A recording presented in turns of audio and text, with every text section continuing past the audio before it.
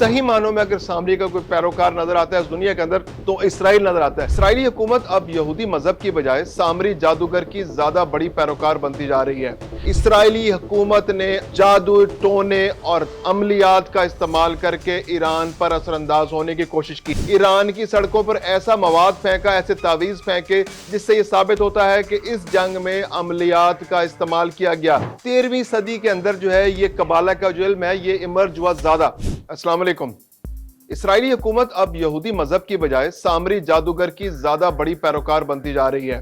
پچھلے دنوں جو 12 روز ایران اور اسرائیل کی جنگ ہوئی اس کے درمیان اسرائیلی حکومت نے جادو، ٹونے اور عملیات کا استعمال کر کے ایران پر اثر انداز ہونے کی کوشش کی۔ اس کے علاوہ اسرائیل نے ایران کی سڑکوں پر ایسا مواد پھینکا، ایسے تعویذ پھینکے جس سے یہ ثابت ہوتا ہے کہ اس جنگ میں عملیات کا استعمال کیا گیا۔ یہ الزام لگایا ایرانی حکومت نے اور ایرانی حکومت کے ایک عہدیدار نے جو کہ ایران کے جو اخبار ہے جوان اس کے سابق ایڈیٹر ہیں۔ ان کا کہنا ہے کہ اسرائیل نے جب 12 روزہ حملہ ایران پر کیا تو اس دوران تہران کی سڑکوں اور مختلف جگہوں پر ایسے تعویذ اور نقوش پائے گئے جس سے پتہ چلتا ہے کہ یہاں پر جادو ٹونے کا سہارا لیا گیا۔ اس سے پہلے غزہ کی جنگ میں بھی اسرائیل نے اسی طرح کی حرکتیں کی تھی اور عملیات کے ذریعے، جادو ٹونے کے ذریعے اور روحانی علوم کے ذریعے غزہ کے حالات پر کنٹرول کرنے کی کوشش کی تھی۔ ایران کے سپریم کمانڈر پہلے ہی اس بات کے پر شکوک و شبہات کا اظہار کر چکے ہیں، بلکہ انہوں نے الزام لگایا ایران پر کہ ایران کی جو ایجنسیاں ہیں، جو وہاں کی سیکیورٹی ایجنسیاں ہیں، جو ان کی انٹیلیجنس ایجنسیاں ہیں، وہ جادو ٹونے اور خفیہ معلومات کے لیے حصول کے لیے جادو ٹونے اور عملیات کا سہارا لیتی ہیں۔ میں ہوں خرم کلیم اور آپ دیکھ رہے ہیں 24 ڈیجیٹل۔ پچھلے دنوں ایران اور اسرائیل کے درمیان ایک بہت بڑی جنگ ہوئی۔ 12 روز جاری رہنے والی اس جنگ میں ایران اور اسرائیل دونوں کا شدید نقصان ہوا۔ اسرائیل نے ایران پر حملہ کیا اور ایران نے بھی اسرائیل کے دانت کھٹے کر دیے اور جہاں تک ہو سکتا تھا اس نے اسرائیل کا منہ توڑ جواب دیا۔ اس سارے عمل کے دوران ایک نئی صورتحال سامنے آئی ہے۔ ایران کی سڑکوں پر ایسے نقوش اور ایسے تعویذ پائے گئے اس جنگ کے دوران جن سے ثابت ہوتا ہے کہ اسرائیلی لوگوں نے، اسرائیلی فوج نے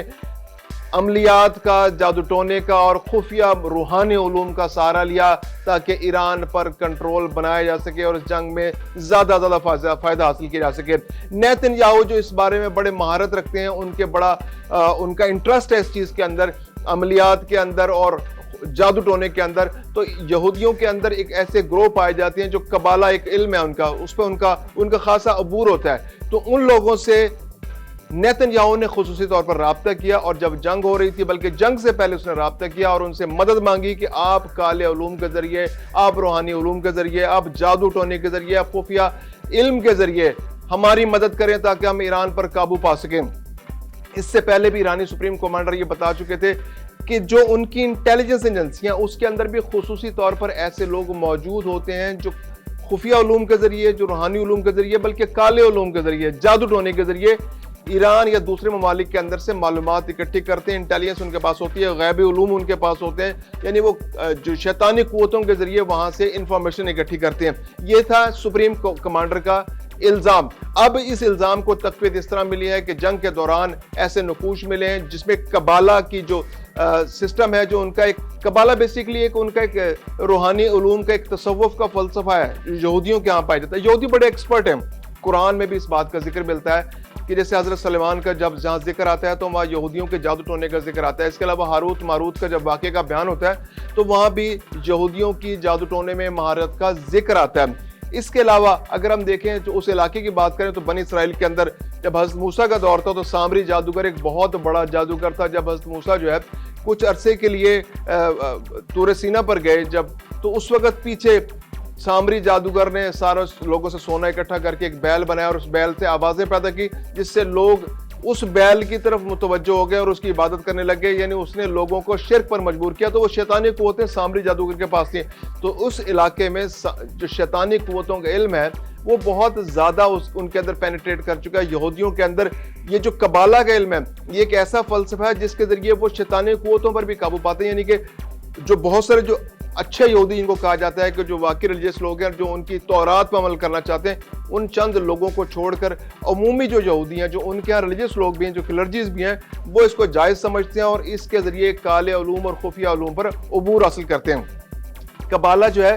یہ ایک ایسا سسٹم ہے جس کے اندر تعویذ لکھے جاتے ہیں، استخارے کیے جاتے ہیں، عملیات کیے جاتے ہیں، جادو ٹونا کیا جاتا ہے اور مراقبے کیے جاتے ہیں جس سے مخالفین کو کنٹرول کرنے کی کوشش کی جاتی ہے، ان پر اثر انداز کرنے کی کوشش کی جاتی ہے۔ اور یہ اب عمل اتنا زیادہ بڑھ گیا ہے کہ اب یہ عمل ملکوں کو کنٹرول کرنے کے لیے اسرائیل استعمال کر رہا ہے۔ یعنی اسرائیل کے جو جادو ٹونوں کے ایکسپرٹ ہیں، یوں سمجھیے کہ ان کی فوج ہے، ایک اسکواڈرن ان کا بھی بنا دیا گیا ہے جو اپنے ملک میں بیٹھ کر جادو ٹونا کرتے ہیں اور جو ان کا مخالف ہوتا ہے اس کو کنٹرول کرنے کی کوشش کرتے ہیں۔ یہ 13ویں صدی کے اندر جو ہے یہ قبالہ کا جو علم ہے یہ ایمرج ہوا زیادہ۔ ویسے تو اس کا ذکر جو ہے پرانی تلمود میں بھی ذکر ملتا ہے، اس کے جو ان کی پرانی مدراس جو کتاب ہے اس کے اندر بھی اس کا اوریجن ملتا ہے کہ قبالہ کے علم کے ایکسپرٹ تھے یہودی۔ لیکن 13ویں صدی کے اندر جو اسپینش اور جو فرانسیسی یہودی تھے انہوں نے قبالہ کے علم میں زیادہ عبور حاصل کیا اور جو کالے علوم تھے، جو مخفیہ علوم تھے، اس پر ان کا کنٹرول بنا۔ اور 20ویں اور 21ویں صدی میں تو یہ علم بہت عروج پر پہنچ گیا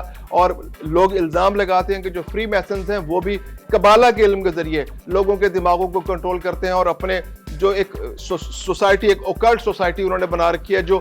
جو خفیہ طور پر دنیا میں کنٹرول کرنے کی کوشش کرتی ہے شیطانی قوتوں کے ذریعے۔ ان کے اپنے نیٹ ورکس ہوتے ہیں اور وہ لوگوں کو اور ممالک کو اور ان کے جو سینئر لوگ ہیں، جو پولیٹیشنز ہیں، فوجی لوگ ہیں، ان کو اس جادو ٹونے کے ذریعے، علم غیب کے ذریعے یا شیطانی قوتوں کے ذریعے وہ کنٹرول کرنے کی کوشش کرتے ہیں۔ یہ الزام لگایا جاتا ہے، اس کو ثابت کرنا تھوڑا سا مشکل ہے لیکن الزام لگایا جاتا ہے اور بہت بڑے بڑے لوگ اس پہ بہت ساری تحقیقات بھی ہوئی ہیں،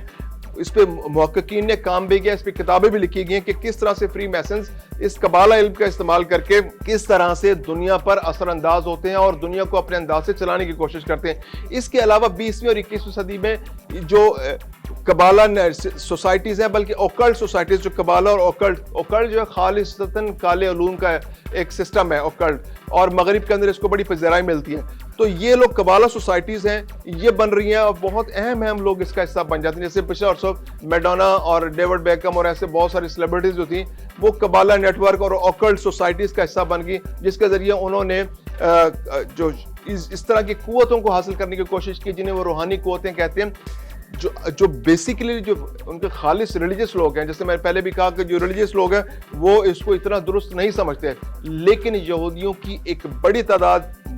جو مؤثر تعداد ہے، جو فیصلہ کن اکثریت ہے، جو زیادہ تعداد میں لوگ ہیں، کیونکہ اب اسرائیل کا جو رول دنیا کے اندر ہے وہ ایک شیطانی رول بن چکا ہے، وہ دنیا کے اندر شیطانیت کی ایک مثال بن گیا، ایک سمبل بن چکا ہے۔ اس وقت صحیح معنوں میں اگر سامری کا کوئی پیروکار نظر آتا ہے اس دنیا کے اندر تو اسرائیل نظر آتا ہے، اور جس انداز سے اس نے اس عمل کو استعمال کیا ہے، اور جو تہران کی سڑکوں پر اور غزہ میں بھی وہ نقوش،